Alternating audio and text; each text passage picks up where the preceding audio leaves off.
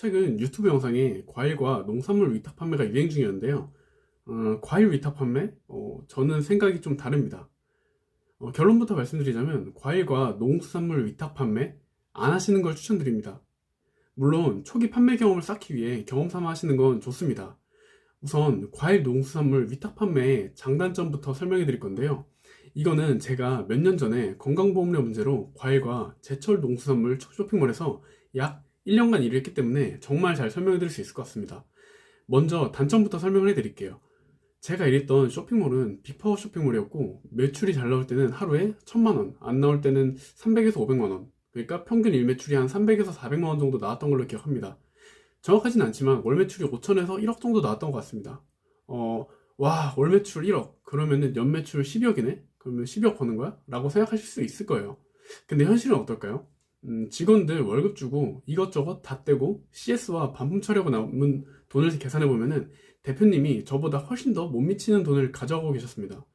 월에 한 400에서 600 정도 가져가셨던 것 같아요. 여기다가 세금 떼고 사무실 비용 내면 남는 게 더 없겠죠? 저는 이게 정말 말이 안 된다고 생각하고 계속해서 힘들어하는 대표님께 솔직히 못 믿겠다고 자세히 알려달라고 하니까 원가표와 정산 내역을 보내주시더라고요. 근데 정말로 거의 직원보다 조금 더 가져가시는 정도였습니다. 많이 벌 때는 정말 많이 버셨지만 제철 식품을 판매하다 보니까 등락이 좀 큰 편이에요. 그래서 농수산물 스토어의 경우 매월 제철 식품을 1년 내내 꽉꽉 채워 준비해야 되죠. 남는 게 없으면은 직원을 자르면 되지 않냐라고 생각하실 수 있는데 이쪽은 정말 손이 많이 갑니다. 식품이다 보니까 CS도 많고 그 주문량도 굉장히 많아요. 그리고 각 농장과 위탁 업체 간 조율해야 될 것도 많고 발주처들이 한두 군데가 아니기 때문에 일단 발주 넣는 것만 해도 한두 시간이 걸립니다. 보통 식품이 건강식품이 아닌 이상 마진이 정말 낮은데요. 물론 농수산물의 경우 부가세가 붙진 않지만 공급가 대비 마진이 보통 10에서 20%이고 여기에 쇼핑몰 수수료와 세금 떼면 한 5에서 한 10%라고 보시면 됩니다. 만원짜리 팔면은 한 1000원 정도 남는 구조예요. 이것까지는 솔직히 괜찮아요. 적게 남아도 많이 팔면 되죠. 괜찮습니다. 하지만 식품군은 CS가 정말 정말 많아요. CS? 괜찮습니다. 고객을 위해서 당연히 해야 되는 거죠. 그런데 반품이 한번 들어오면은 10개 정도를 팔아서 남은 수익이 0원이 돼버립니다. 만원짜리 한 개 팔면은 1000원이 남는데 잘 팔다가 하나 반품 들어온다? 그러면 지금까지 번 돈이 싹 날아갑니다. 그러면은 반품을 안 해주면 되잖아 라고 생각하실 수 있는데 보통 과일과 농수산물 쇼핑몰의 매출이 50% 이상이 보통 쿠팡에서 일어납니다. 판매자분들은 아실 거예요. 쿠팡이 진짜 판매자 입장에서 너무할 정도로 반품을 자기 멋대로 해버립니다. 아예 고객한테 먼저 환불해버리고 왕복 배송비까지 판매자 부담으로 처리하죠. 근데 이게 식품이다 보니까 제품에 대한 비용을 받기가 굉장히 어렵습니다. 그러니까 이게 썩거나 이게 망가지거나 그렇게 되니까요. 이거는 판매자가 고스란히 떠안아야 되죠. 여기까지 계속 단점만 나열했는데 그런데 이것까지도 괜찮다 생각합니다. 돈 버는데 쉬운 일이 어디 있겠습니까? 돈만 벌린다면 당연히 감사할 수 있고 그래야 된다고 생각합니다. 이게 가장 문제점은 지속성이에요. 지속성. 농수산물 위탁 판매는 지속성이 조금 어렵다고 생각합니다. 지속성을 갖기 위해서는 제품의 퀄리티를 확실히 체크해가지고 좋은 제품을 공급할 수 있는 신뢰도와 브랜딩을 하는 방법밖에 없습니다. 그런 방법으로 정말 잘하는 업체들도 있지만 개인 판매자가 그런 분들과 경쟁하기는 너무 어렵습니다. 물론 정말 열심히 하면 할 수 있겠지만 현실적으로는 힘들다는 말씀입니다. 이것 말고도 더 설명해 드릴 게 많지만 너무 길어져서 단점은 이만 마치고 장점에 대해 설명해 드리도록 하겠습니다. 첫 번째로는 과일 농수산물 쇼핑몰은 자유도가 굉장히 높아요.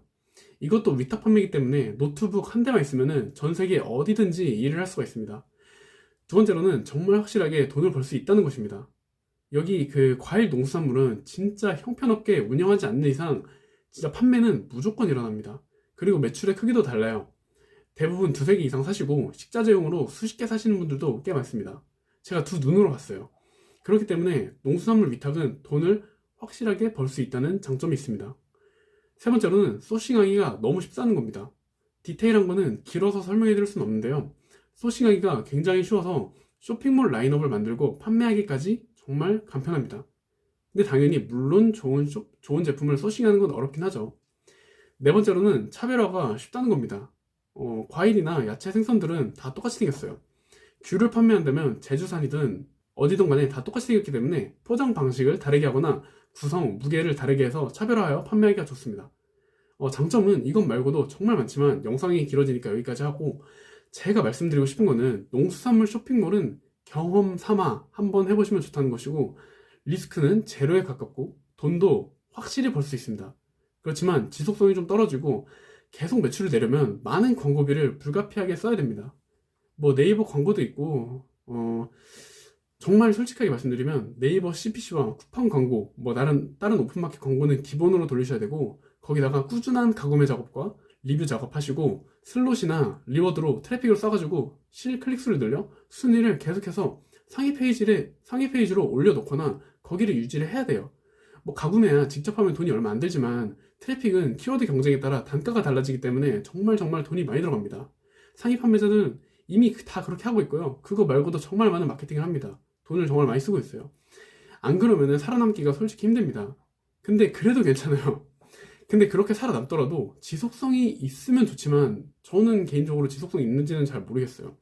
그렇기 때문에 여러분들이 경험 삼아 한번 해보시라는 겁니다. 그런데 제가 가장 추천드리는 것은 나만 팔 수 있는 나만의 브랜드나 상품을 만드는 게 가장 좋습니다. 넘버원이 아니라 올리원이 되는 전략입니다. 저는 경쟁 따위는 하지 않고 가격은 제가 부른 게 값입니다. 경쟁이 없으니까 광고비도 거의 쓰지 않죠. 그러니까 여러분들도 경쟁을 피해서 나만의 제품, 나만의 브랜드를 만들어 올리원이 되시길 바랍니다. 그 전략은 이미 제 유튜브에 나와 있으니까 정주행 부탁드리고, 디테일한 내용은 전자책이나 강의를 통해서 알 수 있지만 제 유튜브 말고도 다른 유튜브에 정말 많은 노하우들이 있어요.